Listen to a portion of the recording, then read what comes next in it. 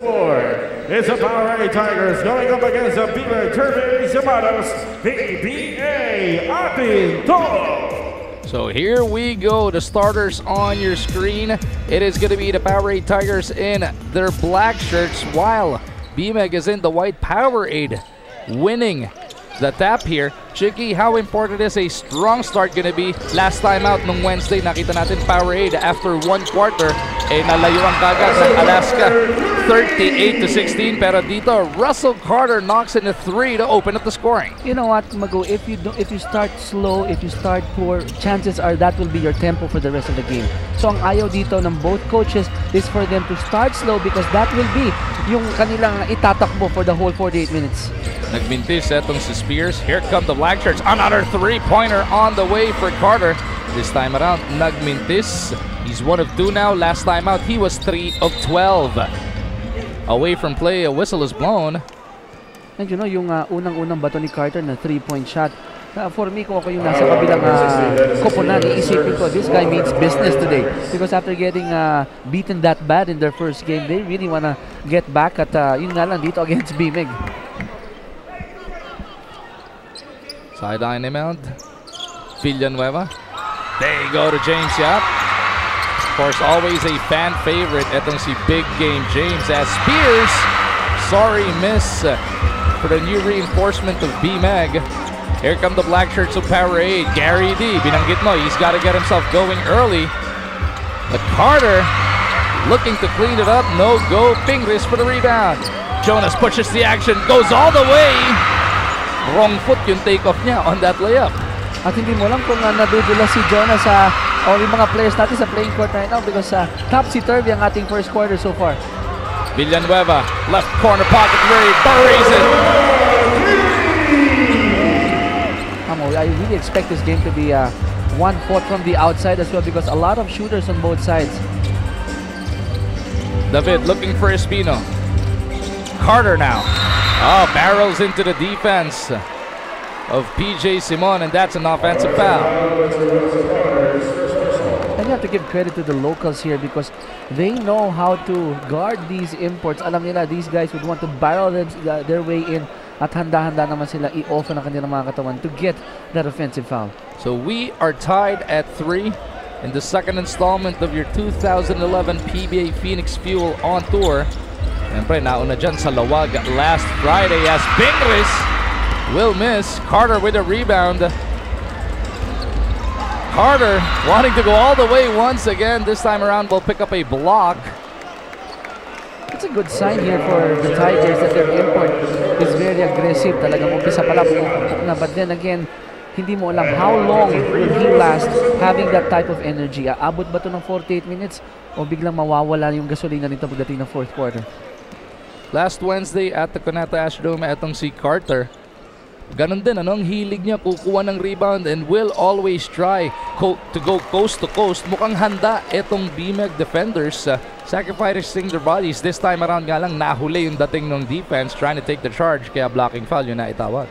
Pinuputol agad nila yung offensive nitong si Carter. They're not allowing him to go straight or easy to the basket. All 5 points of the Tigers, courtesy of Russell Carter. Powerade leads by 2.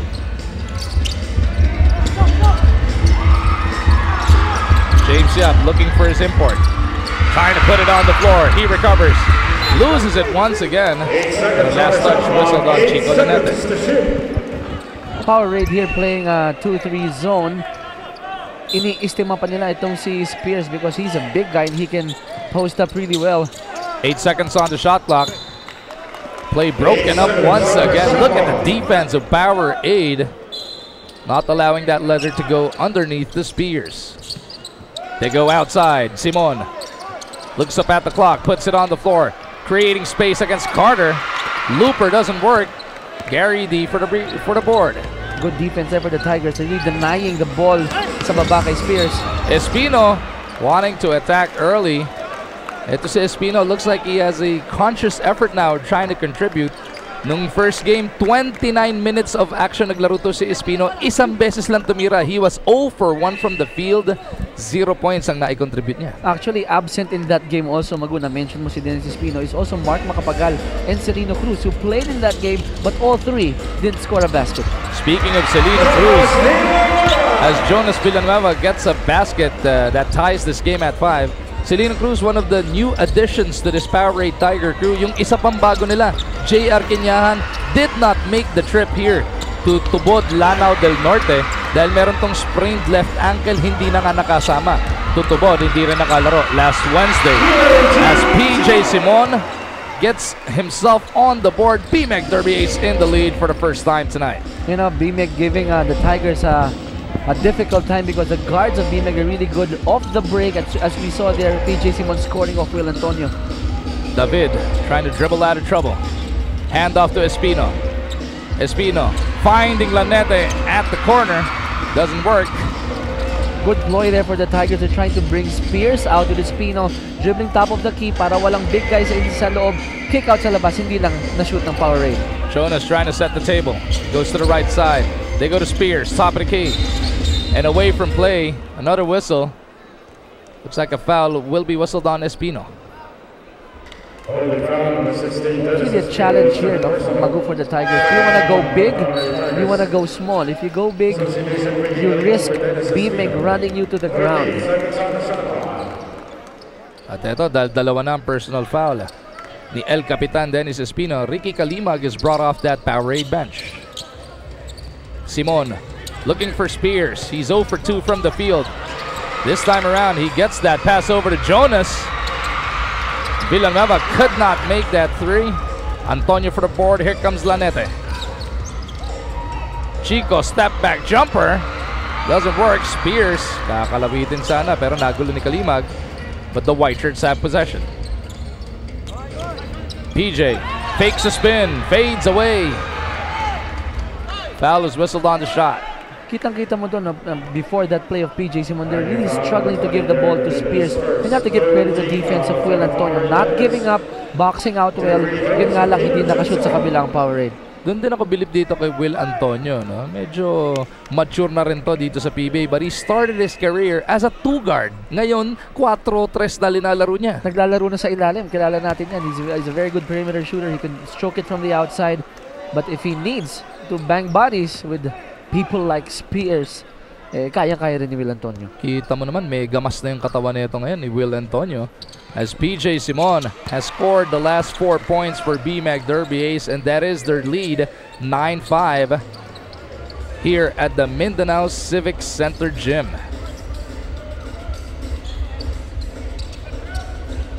Powerade waiting for this play to develop. Here's Antonio. They go to Kalimag. Ricky picks up his dribble. Shot clock winding down. 2 remaining on the 24.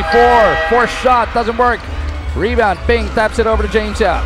Good man-to-man defense there by BMEG. Pinahihirapan talaga itong Powerade to bring the ball inside.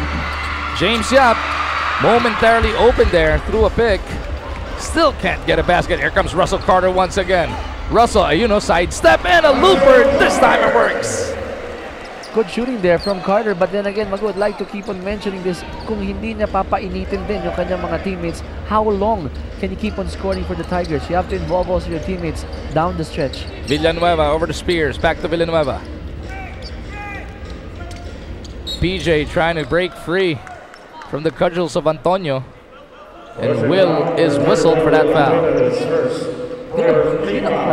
Delay mo talaga yung big bump there from Will Antonio.